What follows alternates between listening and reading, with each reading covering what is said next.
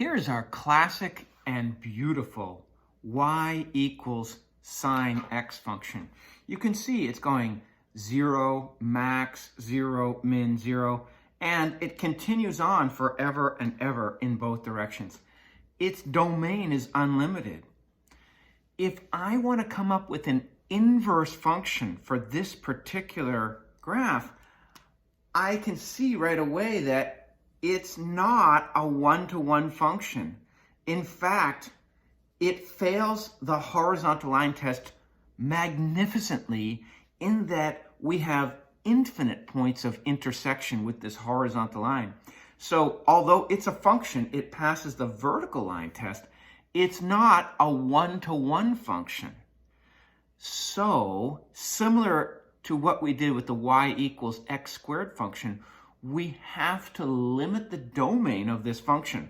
Right now, the domain of this sine function is negative infinity to infinity. So somehow we have to cut that down in order to let this function pass the horizontal line test. By the way, there's a caveat to that as well. We have to incorporate all of the y values. So every y value from -1 to 1 has got to be accounted for.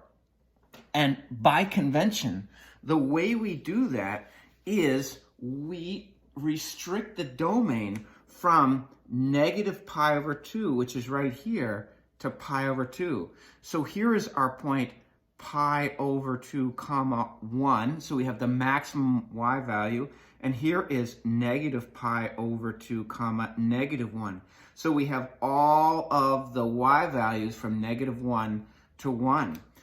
If we cut this down and we restrict our domain, look what our graph becomes. We get that and this here.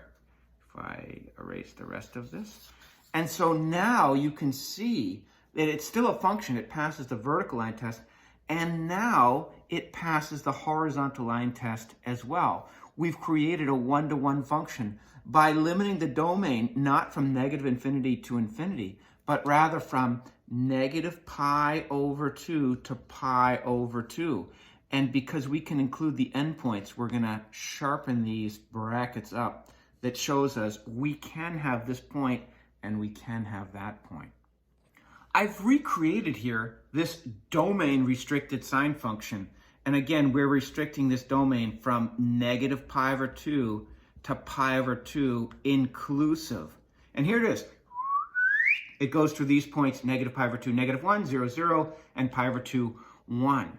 Some things that we can notice about this restricted domain function. From -pi/2 to pi/2, y equals sine x is 1-to-1. It passes the horizontal line test, so it will have an inverse function.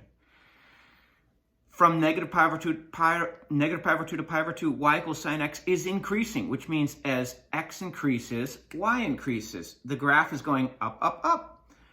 And from -pi/2 to pi/2 inclusive, y equals sine x takes on a full range of values. The y values go from -1 to 1, which is the full range of the y equals sine x function. Let's now consider what the graph of this inverse function looks like. So we've got our restricted domain sine function here, -pi/2, -1, 0, 0, and pi/2, 1. And we want to graph y equals arc sine x, or y equals inverse sine x. Notice that little -1 dangling there tells us we want that inverse. All right, so how do we find inverses? Well, remember the key step was to switch x and y. And I know that from my work with the unit circle, pi is 3.14. So pi/2 is about equal to 1.57. So that's certainly bigger than 1. So 1.571 becomes 1.57. So I'll put that point about right there at 1, pi/2, or 1, 1.57. The 0, 0 point will stay the same because when I switch x and y, I still get 0, 0.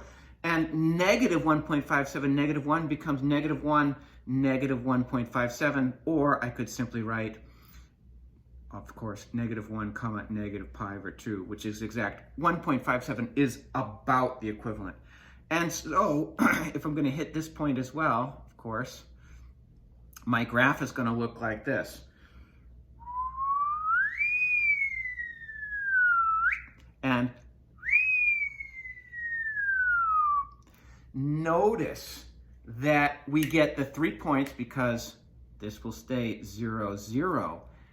And of course, we are mirror image over this, you guessed it, my graph is not great, but y equals x diagonal line.